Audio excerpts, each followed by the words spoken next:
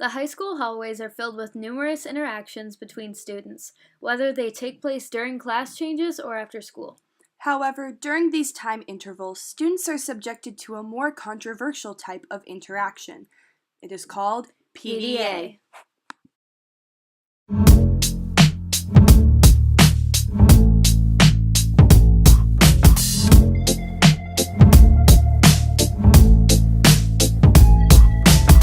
I wish I found some better sounds no one's ever heard. I wish I had a better voice that sang some better words. I wish I found some chords in an order that is new. I wish I didn't have to rhyme every time I sang. I was told when I get older all my fears would shrink, but now I'm insecure and I care what people think. My name's Blur. Welcome back to Channel 5 News. I'm Olivia Severyn. And I'm Abby Catron. Today we are going to be covering the touchy subject of PDA. PDA, or public displays of affection, include physical contact such as intimate touching, hand-holding, fondling, cuddling, and kissing in a public location. We will be investigating public displays of affection among teenagers, and our field of study will be Highland High School in Medina, Ohio. Let's go to our field reporters, who are kissing up to the couples. Side note, we interviewed 2 different grade levels. State your name and the class you are a part of. Ondash Fabian. I'm part of the class of 2019, sophomore. Do you happen to be in a relationship? Yeah. When do you think that PDA goes too far and crosses the line?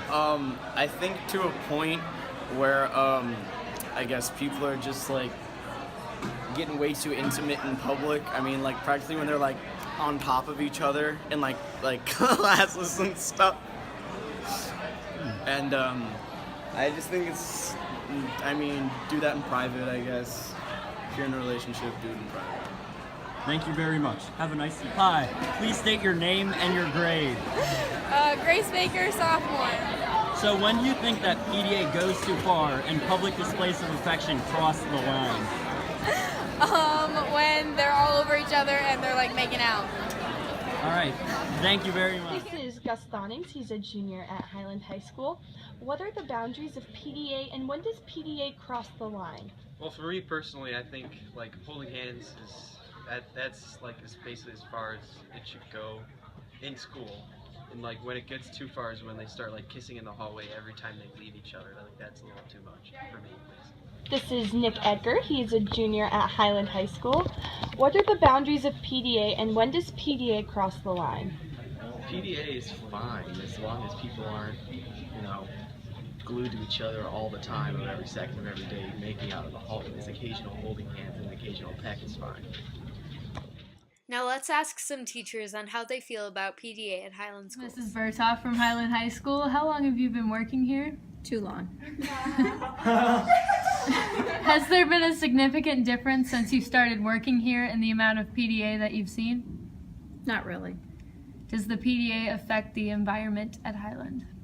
It troubles students more than anything. I have a lot of students that come running into my room saying, make it stop.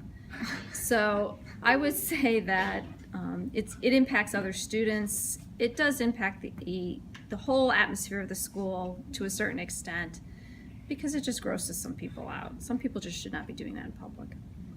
Thank you for your time. This is Mrs. K. How are you doing today? Very good, thank you. Good. How long have you been working at Highland Schools? Since 1997. Has there been a significant increase or decrease in the amount of PDA that you've seen? No, I think it's been pretty even throughout. Okay. Does PDA affect the environment at Highland?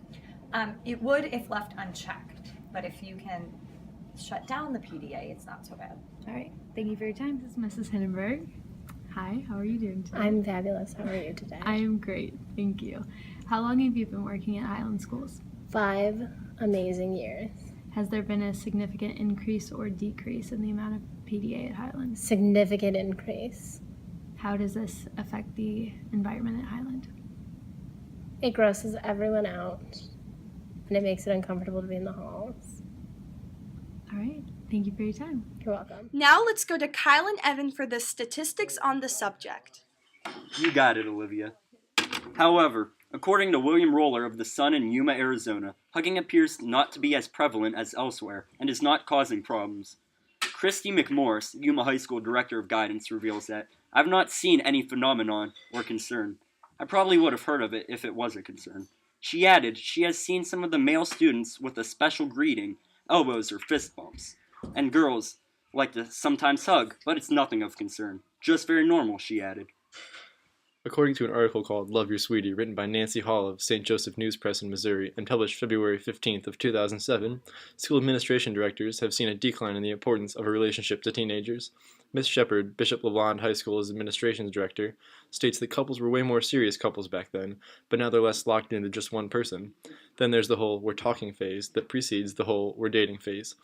There was none of that pre-dating business when I was in school, which makes relationships more complicated now than ever. As we can tell, everybody has a different opinion about PDA. Let's propose a solution. Now that we have investigated both sides, we at Channel 5 News propose a moderate solution to PDA. We believe that while PDA does not cause an immediate danger to others, it does harbor negative thoughts and feelings that can deteriorate the focus and effectiveness of school. A zero-tolerance policy on PDA should be implemented in the high school code of conduct, and a demerit should be given in first-time offenses and separate lunchtime detentions for any offense beyond that. Schools and any other public location should be places of stimulation and socialization rather than hostile emotions.